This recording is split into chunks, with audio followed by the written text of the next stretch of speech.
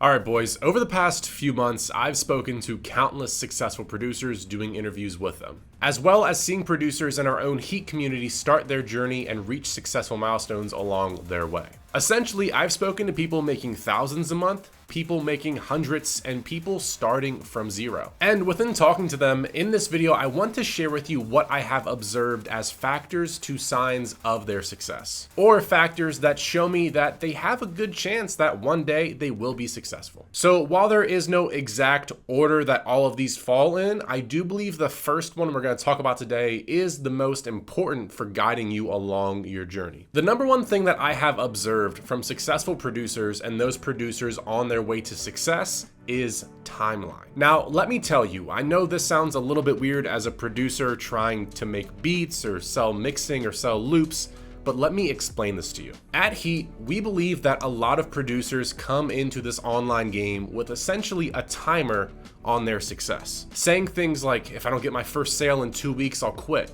Or if my YouTube channel doesn't get 300 subs in 30 days, growing a type beat channel doesn't work anymore and I'm gonna give up. But what we can tell you that we have seen from the top producers is that they do not restrain themselves with time. In fact, what they understand is that if they want to do something great and ultimately life-changing, it's going to take time. If you want to go from a 9-to-5 job to fully replacing all of your income by making music, that is something that will no doubt take time. Now, the number two thing that I see with a lot of successful producers is community. And when it comes to community, there are two sides of community. So the first side is that community not only helps with the collaborative process, but when you surround yourself with others trying to accomplish the same goals as you, well guys, it's pretty freaking helpful with keeping you disciplined towards staying on your goals and accomplishing them. By the way, our Discord is linked in the description below. If you're not already in it, you need to get in there. And one thing that we can personally tell you regarding our course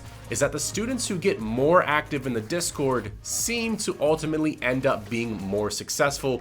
It's just a pattern that we see within our own community with our course. And I mean, this is literally why we made our Discord open to the public. That way people can share all their learnings and all their methods of how they're finding success as being a music producer. And that leads into number two, which is when you create your own community. A big thing that you have probably noticed from a lot of producers making content on YouTube is they have their own Discord nowadays, so that way they can build their own community. So if you're a content creator and you haven't made a Discord yet, you need to get on it. And that brings us to number three. If you are not creating content, start creating content. Now, I have to say, along with creating content, there is another factor that goes along with this, and we will mention this in just a minute. But the first step is creating content. If you want to sell beats online, if you want to do online mixing, if you want to provide a service online, you need to gain the attention of others who are online and interested in what you do. And guess what, guys?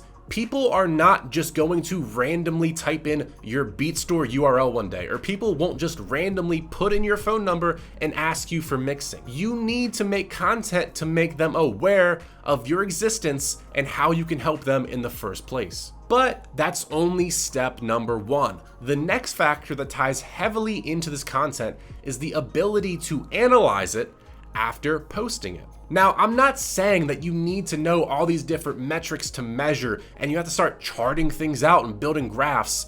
It's simply just looking at view counts and what people engage with. And you might say, Ryan, this is super fundamental, but seriously, what we see within Heat is so many producers are trying to analyze the content before uploading any of it. Your idea might be good, it might be bad. You need to post it and see what happens. So please remember, successful producers are creating content and then analyzing it. Also, I'm not saying don't do research about what's working for others. Please do your research. It's just producers get stuck into wasting all of this time for their perfect idea, and they get it and they post it, and 9 times out of 10, it flops, and congrats, you made one piece of content over the past 2 weeks because you spent all this time trying to make your perfect idea. And this leads me to number 4, which is action over everything. And I think tip number 4 is best explained with a little story for you guys. So I remember over a year ago, we had somebody DMing us about Google Ads pretty much every day, asking us questions about every little detail before spending any money whatsoever. Essentially, what they were trying to do is make data-driven decisions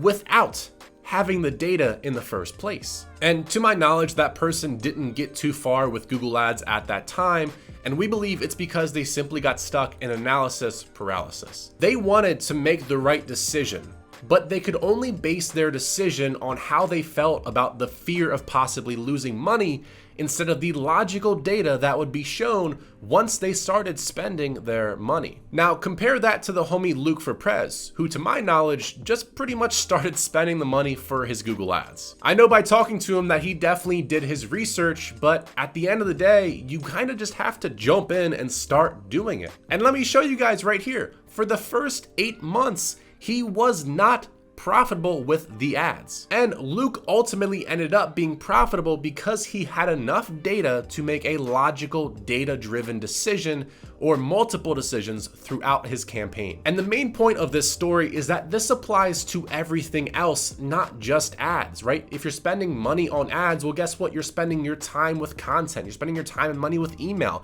You're spending your time and money with your own production and every single aspect. So don't overthink it. Just start moving and getting some action going. Tying into number 4 with action over everything, we have number 5, which is opportunity. Now, another story for you guys, right? We have a student in CCS named Chase Freedom. Now, Chase has quit selling beats 3 times.